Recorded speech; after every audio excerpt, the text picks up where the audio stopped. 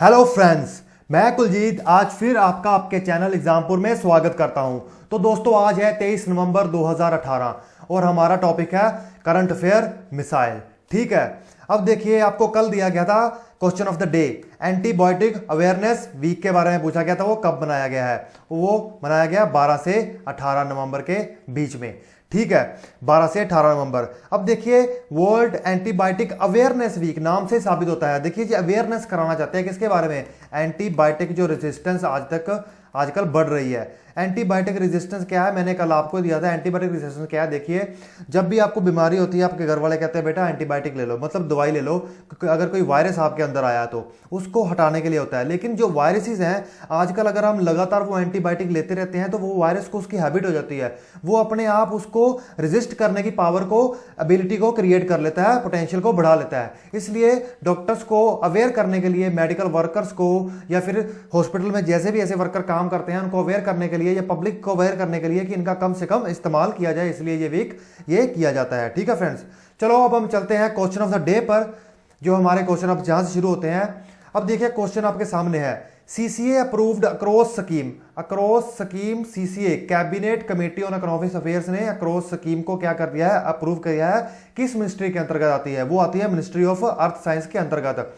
देखिए across scheme क्या है?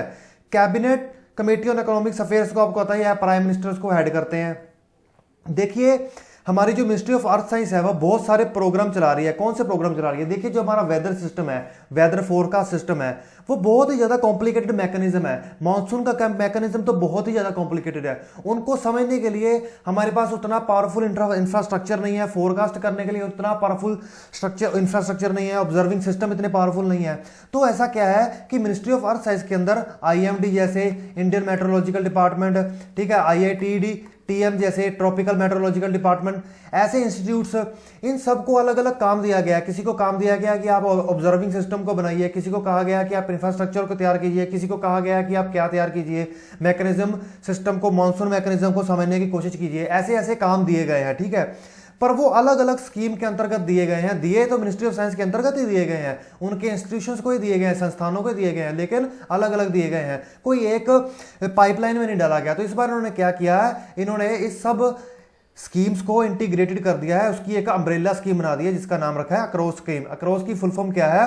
Atmospheric climatic research modelling observing system and services. Okay, ये स्कीम का फुल नाम है। ठीक है फ्रेंड्स, तो अब हम चलते हैं हमारे नेक्स्ट क्वेश्चन पर। देखिए हमारा एक बात मैं बता दूं, हमारा जो वेदर है वो बहुत ही कॉम्प्लिकेटेड है। दूसरे देश है ना जो वेस्टर्न कंट्रीज है वो अक्सर कहती है कि इंडिया का वेदर का सिस्टम वे प्रोडिक्ट नहीं कर सकते, फोरकास्ट नहीं कर सकते, वो कुछ कर ही नहीं सकते। पर उन लोगों को ये नहीं पता है कि हमारा जो फोरकास्ट सिस्टम है, वेदर सिस्टम है, वेदर मैकेनिज्म है, वो बहुत ही ज्यादा टफ मैकेनिज्म है। उसके लिए बहुत ज्यादा, इसके लिए उन्होंने करोड़ों रुपया डेडिकेटेड कर दिया है, एस्टिमेट कॉस्ट लगाई है। ठीक है, इसके अंतर्गत तो एक नया फैसिलिटी भी लॉन्च करने जा रहे हैं जिसको कहेंगे national facility for airborne research. ठीक है, चलो अब हम चलते हैं नेक्स्ट क्वेश्चन पर। अब देखिए आपके सामने है world fisheries day celebrated on. World fisheries day कब सेलिब्रेट किया जाता है? क्या आपको इसका आंसर पता है? 21 नवंबर को मेरे दोस्तों सेलिब्रेट किया जाता है। देखो क्या है कि सस्टेनेबल यूज होना चाहिए किसका? फिशेज। हम जाके देखिए आपने ब्लू रेवोल्यूशन स्कीम चलाई है इंडिया में। ठीक है, ब्लू रेवोल्यूशन स्कीम, उसके अंतर्गत क्या है? सरकार चाहती है फार्मर्स की इनकम को डबल करना चाहती है। वो पता है एग्रीकल्चर में अगर वो नहीं आ रहे तो जैसे जो कोस्टल एरियाज हैं उनके आसपास भी वो क्या कर रही है? फार्मिंग सिस्टम को, फिशरीज एक्वाकल्चर सिस्टम को, फिशरीज सिस्टम को बढ़ा रही है। उसके लिए उसने एक डेडिकेटेड फंड बनाया है।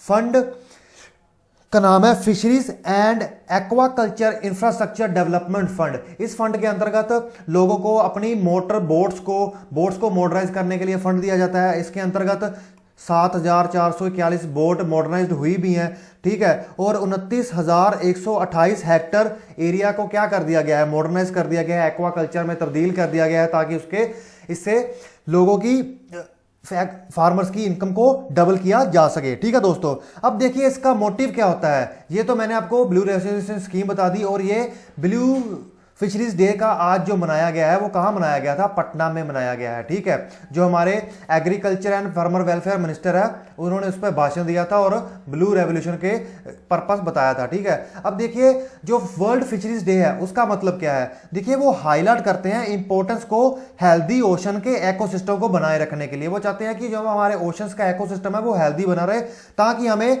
सस्टेनेबल फिश स्टॉक, मतलब जो फिशेज है वो सस्टेनेबली वर्ल्ड वाइड एंड तक हमें मिलती रहे, इसको एक बार में खत्म ना कर दिया जाए या तबाह ना कर दिया जाए। ठीक है फ्रेंड्स, अवेयरनेस बहुत जरूरी है, इसलिए इन दिनों को रखा जाता है। चलो फ्रेंड्स, अब हम चलते हैं हमारे नेक्स्ट क्वेश्चन पर।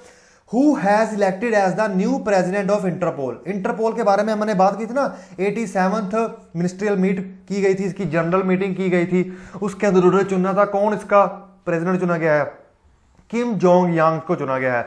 अब देखिए किम जोंग यांग को वहां पे 2/3 वोट मिली है, और वो किसके मुकाबले लड़ रहा था? जो रशिया का अलेक्जेंडर था। इन दोनों के बीच में मुकाबला था और इनको ज्यादा वोट्स मिली और ये आगे निकल गए। ठीक है, अब देखिए मैंने आपको उस दिन ही बताया था इंटरपोल की जो मीटिंग बैठी थी उसको बनाने के लिए, वो बैठी थी 1914 में, और 1923 में इसका गठन कर दिया गया था। तब इसका नाम इंटरपोल नहीं था, लेकिन बाद में 1956 में इसका नाम बदलकर इंटरपोल कर दिया गया। ठीक है फ्रेंड्स, चलो अब देखिए ये कौन है? मैंग होंगवेई। मैंग होंगवेई वो व्यक्ति हैं जो इसके प्रेसिडेंट थे, लेकिन उसको चाइना ने करप्शन चार्जेस में क्या कर लिया है? अरेस्ट कर लिया है। और किंग जॉन जॉन तो आपको पता ही है, नॉर्थ कोरिया के क्या है, सुप्रीम लीडर हैं, उसके वो राजा हैं, या कह लिए जो भी उनका पावरफुल सुप्रीम लीडर होता है। ओके फ्रेंड्स, अब हम चलते हैं नेक्स्ट क्वेश्चन पर। Which state celebrate Shanghai tourism festival? Shanghai tourism festival, देखिए शंघाई टूरिज्म फेस्टिवल क्या है, ये किसके द्वारा मनाया जाता है? ये मनाया जाता है मणिपुर के द्वारा। देखिए शंघाई, उसका स्टेट एनिमल क्या है? शंघाई डियर। ठीक है, उसी के नाम पे इस टूरिज्म फेस्टिवल को रख दिया। इस टूरिज्म फेस्टिवल का मोटिव क्या है? देखिए ये अपने स्टेट के टूरिज्म को हाईलाइट करते हैं कि देखिए हमारी ये जगह है, आप यहाँ पे टूरिज्म कर सकते हैं। हाईलाइट करने से टूरिज्म बढ़ता है और वहां पे बहुत सारा पोटेंशियल भी है टूरिज्म का। देखिए, और शंघाई स्टेट डियर है। अब देखिए इसको डांसिंग डियर भी कहते हैं। वहां पे केई बुल लाम जाओ क्या है, नेशनल पार्क है, वहां पे लोकटक लेक है, वहां पर ये पाए जाते हैं। वहां पर क्या है कि जो लोकटक लेक है वो दुनिया की एक ऐसी लेक है, और वो रामसर कन्वेंशन में भी आती है। दुनिया की ऐसी लेक है जहां पर ये हिरण पाया जाता है, ये शंघाई डियर पाया जाता है, और वो जब खड़े होते हैं तो ऐसे लग रहे हैं कि डांस कर रहे होते हैं। ऐसा क्यों होता है? जो उसकी मिट्टी होती है वो लोकटक लेक के ऊपर ना चल रही होती है, वो स्थायी नहीं होती है। वो क्या होता है कि छोटे से एक ग्रुप की तरह बना होता है। वो जब टाइम आएगा तब समझाएंगे, अगर अभी समझाने लग जाओगे तो वो बहुत डिटेल में चले जाएंगे। कोई बात नहीं, अब आपको इतने समझो, केई बुल लाम जाओ। ठीक है, वहां का नेशनल पार्क है, वहां पे लोकटक लेक में पाए जाते हैं। इसको और भी क्या कहा जाता है? इसके डियर को डांसिंग डियर भी कहा जाता है। ठीक है फ्रेंड्स, अब हम चलते हैं नेक्स्ट क्वेश्चन पर। तो दोस्तों, यूनाइटेड नेशन एनवायरमेंट प्रोग्राम ने क्या किया है? एशिया एनवायरमेंट एनफोर्समेंट अवार्ड दिया है। किसको दिया है? Wild life crime control bureau को दिया है। उसका कारण क्या है? देखिए इन्होंने जो ट्रांस बाउंड्री इन्वायरमेंटल क्राइम होते हैं उसको कंट्रोल करने में बहुत बड़ी भूमिका निभाई है इंडिया में। ठीक है, और ये इंडिया का बोर्ड है, इन्होंने बहुत बड़ी भूमिका निभाई है। ठीक है, इसलिए इनको ये अवार्ड दिया जा रहा है। इनके जो एनफोर्समेंट ऑफिसर है उनका नाम है RS शरथर। ठीक है, अब देखिए इसको क्रिएट किया गया है world wild life protection act के अंतर्गत क्रिएट किया गया था। ठीक है, ये ministry of environment and forest के अंतर्गत आता है। ठीक है, और देखिए ये जो अब बात करते हैं इस अवार्ड की। देखिए ये जो अवार्ड है इसको देने का क्या सबसे बड़ा क्या रीजन रहता है? देखिए ये इंटरनेशनल लेवल पर ये चीज को प्रमोट करना चाहते हैं कि जो transboundary wildlife crimes होते हैं उसको ज्यादा से ज्यादा कंट्रोल किया जा सके, उसको कॉम्बैट किया जा सके। इसको प्रमोट करने के लिए ये अवार्ड दिया जाता है। ठीक है फ्रेंड्स, देखिए अब इन्वायरमेंटल क्राइम्स तो बहुत ज्यादा होते हैं, जैसे कि कहीं पे वाइल्ड लाइफ फोना फ्लोरा है, वहां के जानवर है, उनके साथ अत्याचार करना या कुछ भी बहुत जैसे इलीगल काम हो सकते हैं। और ये किसने के अंतर्गत होता है? यूनाइटेड नेशन एनवायरमेंट प्रोग्राम और उसकी दूसरे ऑर्गन्स के साथ मिलकर होता है। ठीक है फ्रेंड्स, अब हम चलते हैं अपने नेक्स्ट क्वेश्चन पर। देखिए फ्रेंड्स, हमको ये क्वेश्चन दिन में ये जो आपके सामने इतना क्वेश्चन का फॉर्मेट आया है, आपको देखने में 10 क्वेश्चन लगता होगा, लेकिन इसको बनाने में बहुत मेहनत लगती है। मैं सुबह से बैठता हूँ रात के 10-11 बजे तक, पहले इसको बनाता हूँ, तैयार करता हूँ, कंटेंट तैयार करता हूँ, फिर इसके पीछे का बैकग्राउंड तैयार करता हूँ, उसके बाद इसको एडिटर के साथ मिलकर काम करना पड़ता है, फिर हमें 1 से 2 बंदे हो जाते हैं, फिर काम करते हैं। इतनी मेहनत करने के बाद ही हमें ये इतना रिजल्ट मिलता है। देखने में ये आपको बहुत आसान लग रहा होगा, लेकिन ये बहुत मुश्किल काम होता है। थाम तक मेरा दिमाग, मैं थक जाता हूँ, चोर जाता हूँ, फिर जाकर ये तैयार होता है। तो हम बाद में यही रिस्पेक्ट करते हैं कि आप अच्छे से पढ़ें, और देखिए कम से कम आपको लिखा तो सही मिल रहा है ना। कई बार 19-21 हो जाती है तो कोई दिक्कत नहीं है।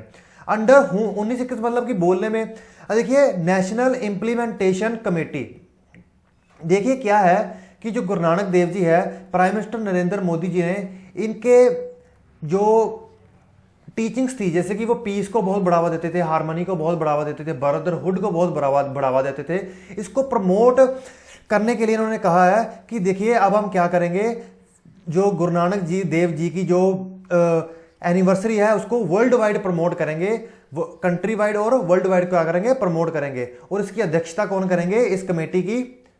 होम मिनिस्टर राजनाथ सिंह जी, और उसका साथ देंगे कौन? फाइनेंस मिनिस्टर अरुण जेटली जी, और minister of state for culture जो होता है वो साथ देंगे। ठीक है, अब देखिए इन्होंने Kartarpur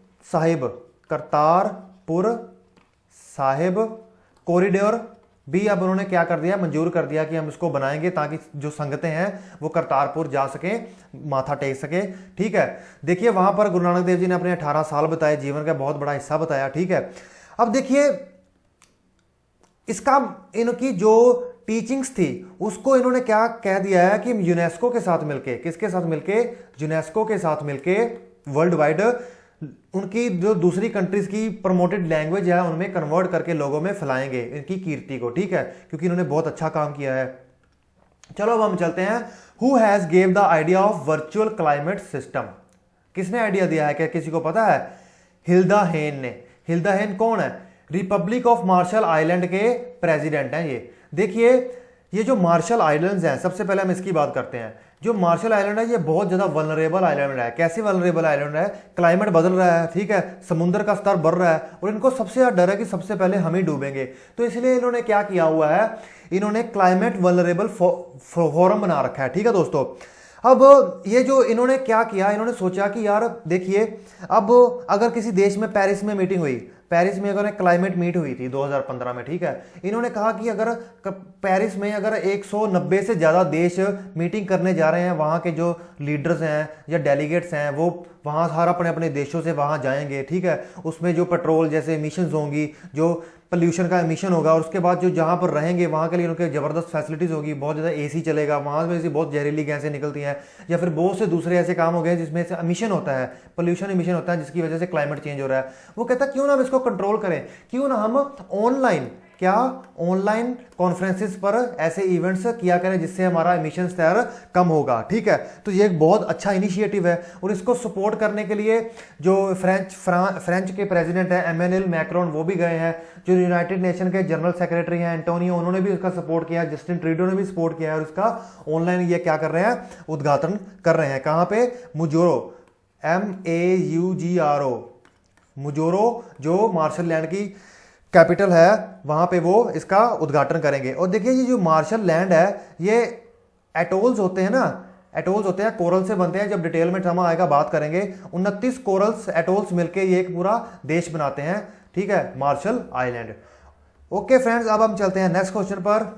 where does Sentinel tribal located? Sentinel tribal, क्या आपको पता है?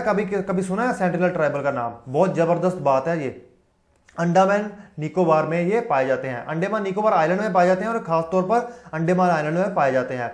देखिए ये दुनिया की एक आखिरी ऐसी ट्राइब जनजाति है जो पूरी दुनिया से आइसोलेटेड है। क्या है? आइसोलेटेड है। कैसे आइसोलेटेड है? आजकल न्यूज में चल रहा है कि वहां पे एक अमेरिकन लड़का गया था और उसको इन्होंने क्या कर दिया, मार दिया।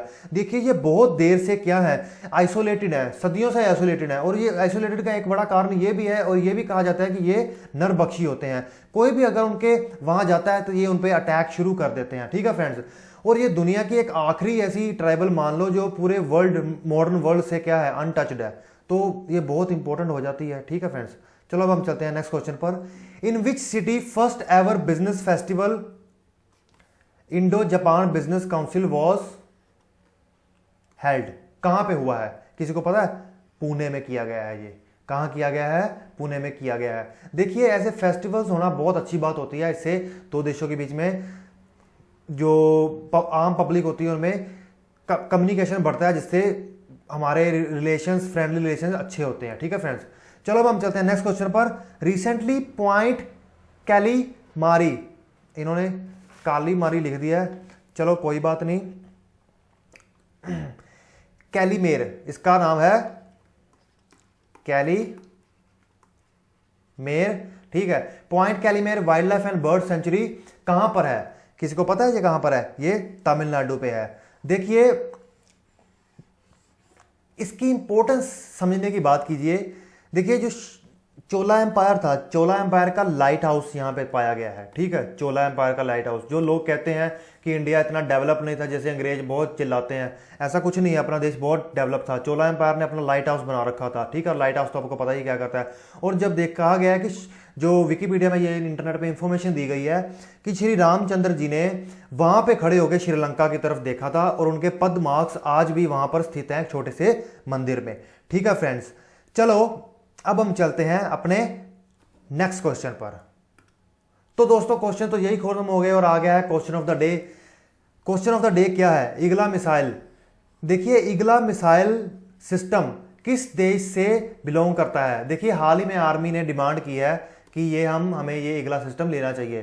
ठीक है, अब आपको ये बताना है कि ये कौन से देश से सिस्टम है जहां से इंडिया खरीदने का प्रोग्राम बना रहा है। चलो फ्रेंड्स, मैं आपका फिर से एग्जामपुर में आने के लिए थैंक्स करता हूं, और प्लीज मैं आपसे यही चाहता हूं कि आप हमारी मेहनत को इनकरेज करिए, सपोर्ट कीजिए, और आपको कम से कम सही मटेरियल, सही आंसर्स तो मिल ही रहे हैं ना। Okay friends, bye.